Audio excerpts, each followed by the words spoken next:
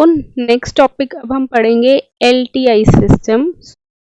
LTI paper में भी fine LTI system या कुछ और नाम से। तो बेसिकली LTI सिस्टम होता क्या है?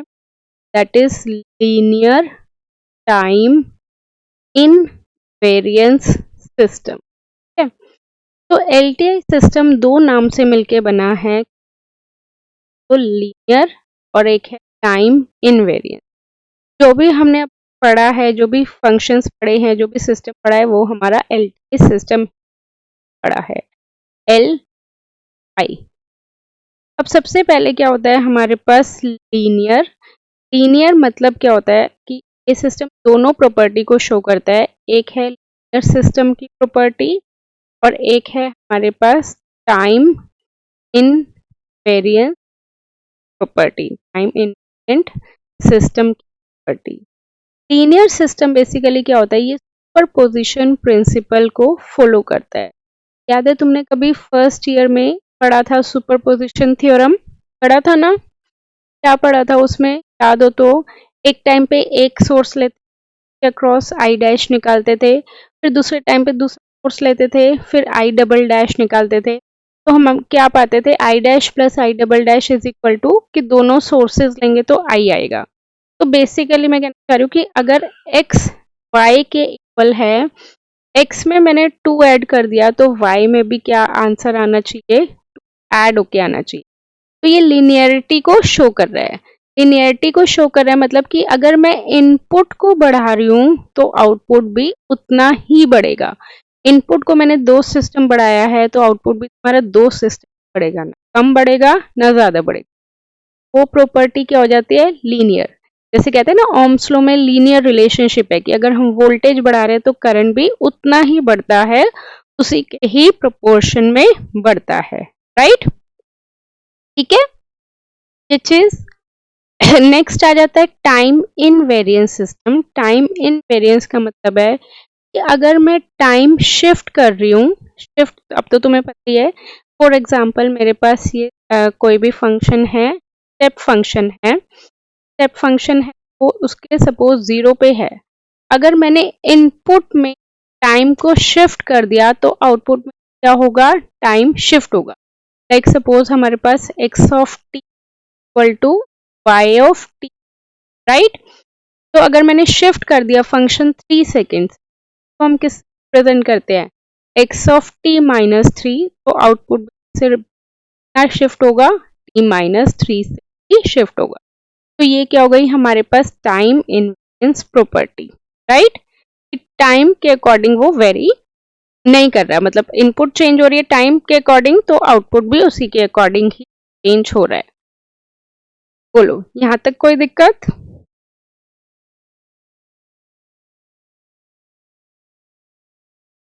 अब मैं एक एग्जांपल दे रही हूँ।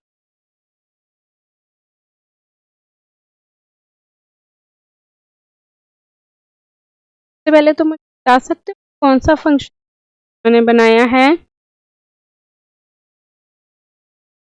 Unit step. ठीक है, तो ये क्या है, x1 ऑफ हमारी इनपुट है, इसको मैंने LTI सिस्टम में दिया, उसके अकॉर्डिंग हमारे पास कुछ आउटपुट आएगी, that is y1 of t, right? अब मैं एक और फंक्शन ले, फंक्शन क्या है, ग्राफ की है,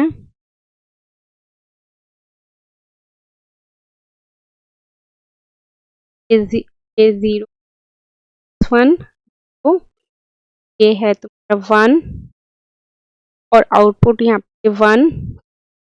ये मेरा दूसरा फंक्शन है x2 ऑफ t, ये भी मैं LTI सिस्टम में दे रही हूँ, तो हमारे पास आउटपुट किस फॉर्म में आ जाएगी, y2 ऑफ t। अब now I am saying that you need right y2 of t in terms of y1 of t। ठीक है, क्या तुम बता सकते हो कि इन दोनों के बीच में क्या रिलेशन है, सोच के बताना। इसमें हमारे पास सपोज ये सिस्टम है,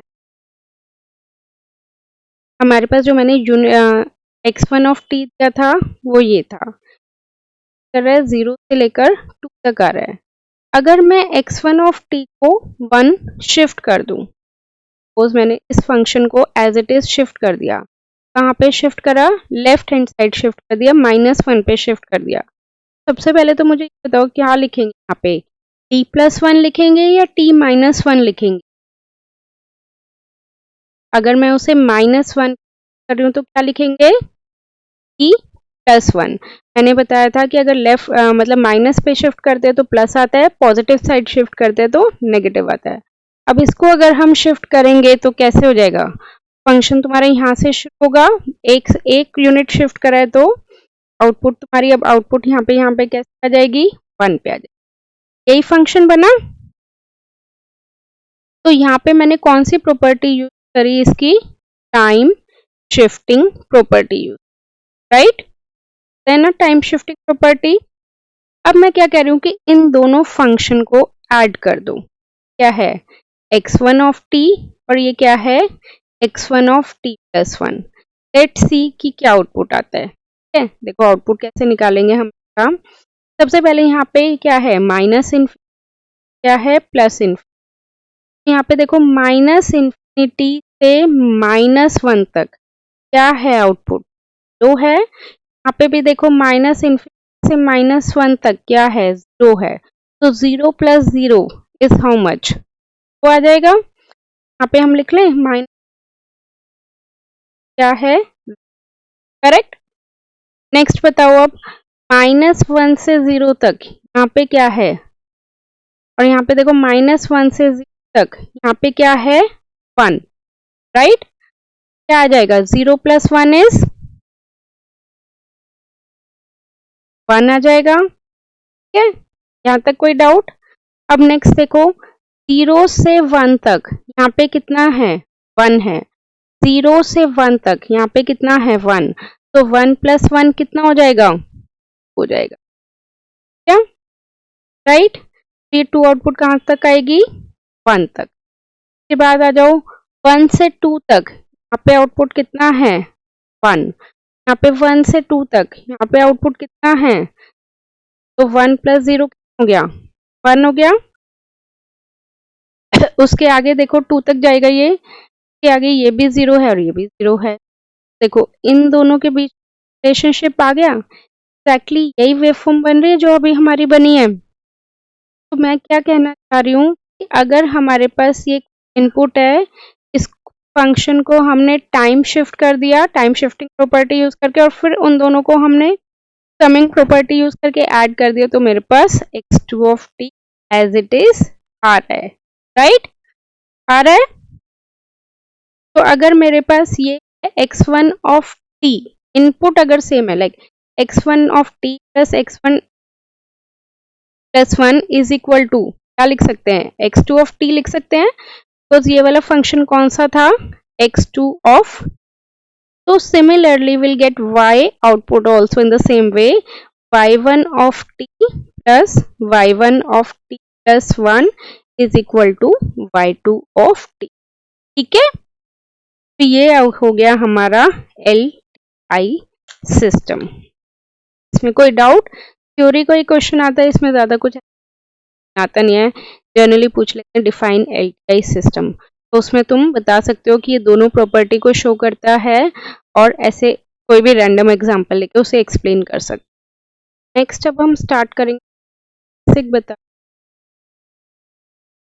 इंट्रो फूरियर ट्रांसफॉर्म। सबसे पहले तो तुम्हें पता होना चाहिए फूरियर ट्रांसफॉर्म में और लैपलेस ट्रांसफॉर्म क्या डिफरेंस है, क्योंकि अभी तक बहुत सारा Laplace transform, right.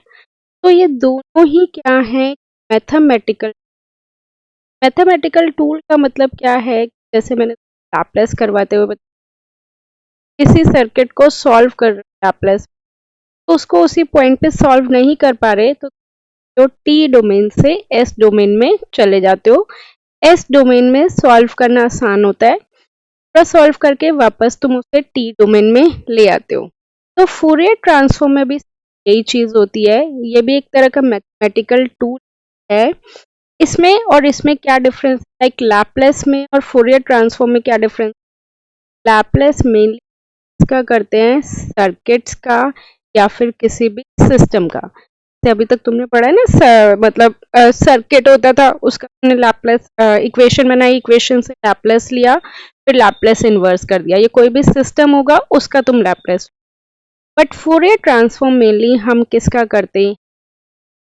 Basically it is used for the frequency analysis of signal. ठीक है, तो अगर हमें लैप्लेस लेना है तो सर्किट या फिर कोई भी सिस्टम होना चाहिए, और अगर हमें फूरियर ट्रांसफॉर्म लेना है तो उसके सिग्नल होना। सिग्नल को अगर हमें सॉल्व करना है तो उसके हमें क्या लेना पड़ेगा? Fourier transform. ये समझ में आया कि लैप्लेस हम सर्किट्स में यूज करते हैं और फूरियर ट्रांसफॉर्म हम सिग्नल्स में यूज करते हैं। तो बेसिकली फूरियर ट्रांसफॉर्म हमारा कहाँ कहाँ पे यूज होता है? एनर्जी सिग्नल्स में होता है और तुम्हारा पावर सिग्नल्स में। ठीक है, इसमें ज़्यादा डीप में आ जाएंगे तो हमारे पास, मैं डायरेक्ट तुम्हें फॉर्मूले बता रही हूँ कि क्या फॉर्मूला होता है। एक चीज़ और, जो लैप्लेस ट्रांसफॉर्म में और फूरियर ट्रांसफॉर्म में डिफरेंस होता है, इसमें हम टी डोमेन से एस डोमेन में जाते हैं और इसमें हम क्या जाते हैं एस डोमेन में ना जाके। तुम्हें पता है एस की वैल्यू क्या होती है? S is equal to J omega, तो इसमें ओमेगा वाली डोमेन जाते हैं। अब कोई मुझे बताएगा ओमेगा क्या होता है? ना होगा, तुमने पढ़ा भी हुआ है फर्स्ट में। Omega is basically the angular frequency, right? और एंगुलर फ्रीक्वेंसी का क्या फॉर्मूला पड़ा था? Omega is equal to pi F. T domain से एस डोमेन में जा रहा है, बेसिकली होता एस वही है। एस को अगर हम फर्दर देखें फ्रीक्वेंसी डोमेन में तो S is equal to J omega, तो बट यहाँ पे ये डायरेक्ट टी डोमेन से जे ओमेगा, ओमेगा वाली डोमेन जा रहा है, एंगुलर फ्रीक्वेंसी वाली डोमेन जा रहा है। ठीक है, क्या है ये चीज? अब इससे रिलेटेड हमारे पास फॉर्मूले होते हैं, फॉर्मूले जो बात करने, like Fourier transform of a signal is F of equal to, अगर मुझे फूरियर ट्रांसफॉर्म लेना है, वहां पे हम लैप्लेस को किस फॉर्म में लेते थे? एफ ऑफ एस की फॉर्म में लेते थे। मैंने बताया फूरियर में हम कैसे लेंगे? ओमेगा की form, right? Angular frequency form में। तो इसका फॉर्मूला होता है, लिमिट कैसे वेरी कर रही है? माइनस इन्फिनिटी से इन्फिनिटी तक एफ ऑफ टेस्ट पर माइनस जे ओमेगा टी। उसमें भी यही पढ़ा था तुमने, बस वो क्या था? ई रेस्ट पर माइनस एस टी था। याद है लैप्लेस का फॉर्मूला जब मैंने इक्वेशन पे बेस्ड क्वेश्चंस करवाए थे तो यही था, F of S is equal to, limit vary कर रही है minus infinity F of T E raised पर माइनस एस टी। तो जिस भी फंक्शन का हमें लैप्लेस निकालना होता था वो एफ ऑफ टी यहाँ पे पुट कर दे। यहाँ पे एस की फॉर्म में ना होके किस फॉर्म में है? जे ओमेगा की फॉर्म में, बस यही डिफरेंस। ठीक है, अब इसी तरह अगर मुझे लेना है इनवर्स फूरियर ट्रांसफॉर्म, तो इनवर्स फूरियर ट्रांसफॉर्म का क्या फॉर्मूला होगा? F of T is equal to बोलो, लिमिट वेरी कर रही है माइनस इन्फिनिटी से infinity F of omega raised पर J omega T D omega, ये ओमेगा की टर्म्स में। मेनली तुम्हें इनवर्स फूरियर ट्रांसफॉर्म की जरूरत नहीं पड़ेगी, तुम्हें जरूरत पड़ेगी फूरियर ट्रांसफॉर्म की। Got it? एक बार ये लिख लो, अगर तुम्हें याद हो तो इनवर्स लैप्लेस में भी हम ऐसे करते थे, F of T is equal to 1/2 pi, limit कैसे वेरी कर रही है? माइनस से इन्फिनिटी और F of S E raised पर एस टी, सारी चीज वही है, बस वहां पे एस था, यहाँ पे j omega, s is equal to J omega. Basically अब हम यहाँ पे एस की फॉर्म में ना लिख के ओमेगा की फॉर्म में। डन। नेक्स्ट इसके फॉर्मूलेस बता रही हूँ मैं। अगर मुझे निकालना है फूरियर ट्रांसफॉर्म, जैसे लैप्लेस होता तो हम एल टी लिखते थे, फूरियर होता तो हम एफ टी लिखते हैं। अगर हमारे पास कोई भी गेट फंक्शन मैंने तुम्हें फॉर्म सिंथेसिस के टाइम पे जैसे पढ़े थे, इस टाइप पढ़े थे ना, जैसे ये यूनिट स्टेप फंक्शन है शिफ्टिंग वाला, कितना है -t/2, ये कितना है t/2 और इसका मैग्नीट्यूड सपोज ये कितना है a। अगर इसका मुझे फूरियर ट्रांसफॉर्म निकालना है तो क्या होगा, f of omega is equal to a magnitude t time के लिए sampling of omega by, sampling पता है क्या होता है, सैम्पलिंग मैं बता दूंगी अभी फिलहाल के लिए, चलो तो फॉर्मूला लिख लो। इसी तरह नेक्स्ट है Fourier transform of impulse function, ठीक है। फूरियर ट्रांसफॉर्म इम्पल्स, इम्पल्स अच्छा तुम्हारा इम्पल्स आता है, इम्पल्स को हम किससे डिनोट करते हैं, डेल्टा ऑफ टी से, और डेल्टा ऑफ टी इम्पल्स की वैल्यू क्या होती है 1। तो बेसिकली इम्पल्स क्या होता है, पर्टिकुलर t इक्वल टू 0 पे तुम्हारे पास आउटपुट आएगी, ना तो उससे पहले आएगी और ना ही उसके बाद आएगी। अगर मुझे इम्पल्स फंक्शन का फूरियर ट्रांसफॉर्म निकालना है तो क्या कैसे करेंगे, Fourier transform of omega of T हो जाएगा इम्पल्स का, लिमिट क्या फॉर्मूला बताया था, हम फॉर्मूले में पुट कर देते हैं माइनस इन्फिनिटी इन्फिनिटी, तो हो जाएगा minus infinity to infinity delta of T raised power minus j omega T, यही फॉर्मूला है। फंक्शन f ऑफ टी था, अब क्या हो गया डेल्टा ऑफ टी। तो ये क्या है, डेल्टा ऑफ टी वैल्यू कब है 1, पर्टिकुलर t इक्वल टू 0 पे, तो मैं इसको लिख दूं कितनी वैल्यू है 1 इंटू टी रेस्ट पर माइनस j ओमेगा टी, और ये किस पे है t इक्वल टू 0 पे इसकी वैल्यू 1 है। तो अगर मैं यहाँ पे t इक्वल टू 0 पुट करूंगी तो क्या आ जाएगा, e रेस्ट पर -0, e रेस्ट पर 0 और e रेस्ट पर 0 is 1। Basically delta of omega हमारे पास कितना आ गया इज 1, इसका फूरियर transform. Next will study about the Fourier transform of unit step function. Unit step function का फूरियर ट्रांसफॉर्म कितना है, u ऑफ ओमेगा, यूनिट को हम u से रिप्रेजेंट करते हैं, तो ये pi impulse of omega plus 1 by j omega, इसकी वो भी ऐसी पूरी डेरिवेशन है, सॉल्व करोगे तो यही आएगा। इसी तरह next Fourier transform of exponential function अगर कोई आता है तुम्हारे पास, तो उसका क्या फॉर्मूला होता है, e रेस्ट पर -at u ऑफ t, इसका अगर हम फूरियर ट्रांसफॉर्म लेंगे लाइक एक्सपोनेंशियल फंक्शन का, क्या आ जाएगा 1 by a plus j omega. याद है जैसे उसमें पढ़ते थे हम लैपलेस में, तो क्या होता था 1 बाय s प्लस a, इस तरह से, तो उससे कंपेयर करोगे तो ऑलमोस्ट सेम ही है, ज्यादा डिफरेंस नहीं है। e रेस्ट पर -at u of t equal to Fourier transform, ये इसको e रेस्ट पर j ओमेगा नॉट t क्या है, Fourier transform of delta omega minus omega naught. इसी तरह एक लास्ट और एक फॉर्मूला लिख लो सिग्नम फंक्शन का, signum function that is signum s, इसका फूरियर ट्रांसफॉर्म है by j omega.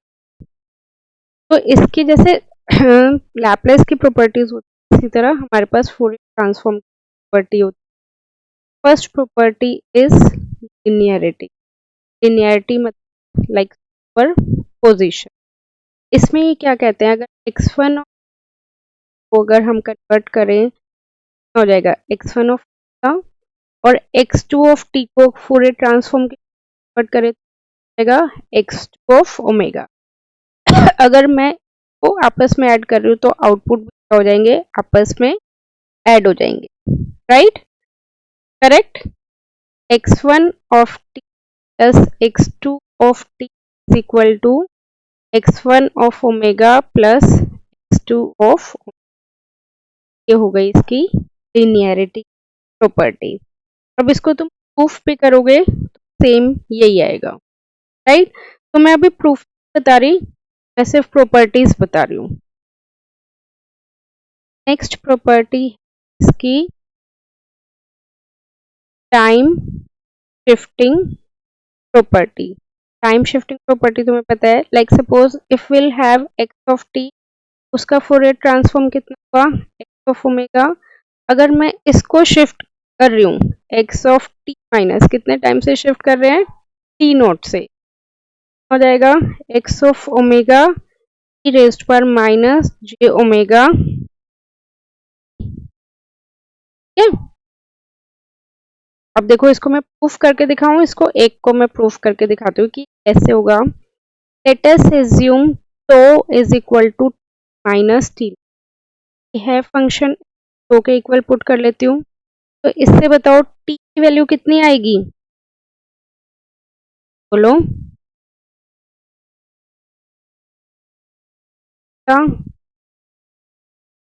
T note.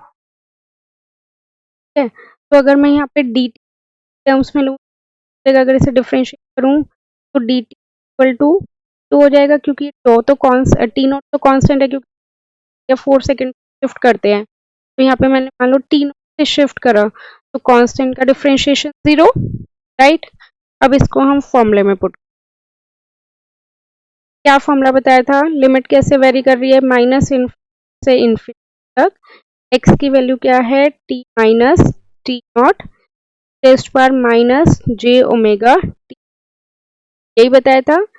Limit कैसे वेरी करेगी, माइनस इन्फिनिटी से इन्फिनिटी तक, ये हमारा फॉर्मूले में था, और ये हमारे पास क्या है, फंक्शन है, right.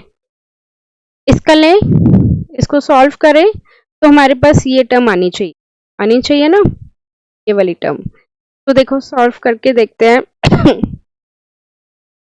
Limit again minus infinity से इन्फिनिटी तक, टी माइनस टी नॉट इसके इक्वल है, तो के तो लिख दो x of, basically x of तो ई रेस्ट पर माइनस जे ओमेगा, और यहाँ पे ये टी इसके इक्वल है, टो की टर्म्स में अगर हम कन्वर्ट करना चाहते हैं तो ये कितना हो जाएगा, tau plus T naught T of T, यही आएगा। यहाँ तक बोलो पहले, कोई दिक्कत। अब इसके बाद इसको फर्दर सॉल्व करो, डी टी के टर्म्स में, अगर हमने सारी चीज टो के टर्म्स में कन्वर्ट कर दी, तो ये भी तो मुझे टाइम के टर्म्स में नहीं रखना है, ये भी टो के टर्म्स में रखना है। और यहाँ से हमने क्या कंक्लूड करा था, D tau is equal to D, तो बेसिकली डायरेक्ट डी टो लिख दूं या नेक्स्ट स्टेप में कर देना, यही आएगा। तो हमारा सारा चीज टाइम से शिफ्ट होके हमने टो की फॉर्म में लिख दिया, राइट। यहाँ तक कोई दिक्कत। अब इसको सॉल्व करोगे तो सेपरेट कर लो, ई रेस्ट पर माइनस जे ओमेगा तो इंटू ई रेस्ट पर minus j omega T note, right. तो मैं ई रेस्ट पर minus j omega T note को बाहर ले लूं, बोलो, तो अंदर कितना बचेगा, क्या था, लिमिट वेरी कर रही है माइनस से इन्फिनिटी तक, x of tau e raised पर minus j omega tau into raised पर minus j omega nought d of tau, right. इसमें मैं सिर्फ इसको बाहर ले क्या आ जाएगा, ई रेस्ट पर minus j omega nought, right. तो अब तुम देखो ये वाला फंक्शन का ये फॉर्मूला बन गया। फॉर्मूला भी क्या था, लिमिट कैसे वेरी कर रही है, माइनस इन्फिनिटी से इन्फिनिटी तक, एक्स ऑफ फंक्शन था, बेसिकली वो कुछ भी हो सकता है, टी भी हो सकता है, ई रेस्ट पर minus j omega T D, ये पूरा फंक्शन बन गया। वो किसका फंक्शन था, एक्स ऑफ का, अब ये किसका फंक्शन था, हमारा एक्स ऑफ का, कहीं ये हो गया हमारा प्रूफ, पूरी सारी डेरिवेटिव उस मैंने माइनस 5 फंक्शन ऑफ टी, इसका हमें क्या निकालना है, फूरियर ट्रांसफॉर्म। ठीक है, अगर तुम्हें फॉर्मूला बता, formula A T sampling of omega bye, right, formula. अब मैं टी के टर्म्स में, टो के टर्म्स में लिख, बेसिकली क्या हो जाएगा, इसका फूरियर ट्रांसफॉर्म डोमेन से हम किस में लाते हैं, डोमेन में, is equal to by sampling of omega tau divided by, यही था फॉर्मूला। ठीक है, ए क्या है, मैग्नीट्यूड, ना वो जा रहा है दैट इज 5, तो 5 multiplied by tau is the change in time, -2 तक जा रहा है, तो 0 से 2 पहले, 0 से 2 बाद, टोटल टाइम कितना हो गया, कहाँ से कहाँ कर रहा है फंक्शन, -2 से 2 तक, तो टाइम कितना होगा 4 सेकेंड्स, राइट। तो टो बेसिकली कितना हो गया 4 multiplied by sampling omega as it is, तो अगेन हो गया 4 डिवाइडेड बाय 2। तो इसको सॉल्व करें तो हमारे पास क्या आ गया 20 सैम्पलिंग टू ओमेगा। हमारे लेवल तक अभी यही है, मतलब इसको सैम्पलिंग की फॉर्म हो, तो तुम्हारे पास इसका फोरियर ट्रांसफॉर्म आ गया 20 सैम्पलिंग ऑफ। इसमें देखो अगर हमें इसका फोरियर ट्रांसफॉर्म निकालना है तो बेसिकली इसमें दो फंक्शन करे हुए, राइट। अगर मैं इसको ऐसे बनाऊं, सैम्पलिंग रेक्टेंगल फंक्शन का -3 से 3, और एक फंक्शन -4 से 4 तक जा रहा है, राइट। और ये हो गया मान लो x1 ऑफ, ये हो गया मान लो x2 ऑफ t। एक बार दोनों को ऐड करके देखना क्या हमारा x ऑफ t आ रहा है, x1 of x2 of t, पर चेक करना आ रहा है। तो फाइनली इसका क्या आंसर है, x1t का 12 सैम्पलिंग 3 ओमेगा और इसका 40 सैम्पलिंग 4 ओमेगा, दोनों को ऐड कर, तो रिजल्टेंट चाहिए 40 सैम्पलिंग का, सॉरी 4 ओमेगा प्लस 12 सैम्पलिंग, इसको यहीं तक ही, दिस इज योर आंसर। ठीक है, तो ये वाली चीज बेसिक बताई, आई डोंट थिंक पर तुम्हारे, या तो वो इस तरह से डायग्राम फॉर्म में देंगे, ट्रांसफॉर्म निकालना है, या कोई भी वो एक इक्वेशन दे, कोई भी equation they like E of T function, कोई भी एक इक्वेशन दे देंगे और उसका बोलेंगे तुम्हें ये निकालना है फूरियर ट्रांसफॉर्म। तो इससे ज़्यादा तुम्हारा फूरियर ट्रांसफॉर्म में नहीं। प्रॉपर्टीज लैपलेस ट्रांसफॉर्म की अच्छे से पढ़ लेना, तो लैपलेस ट्रांसफॉर्म पे बेस्ड ही हमारी फूरियर ट्रांसफॉर्म की प्रॉपर्टी।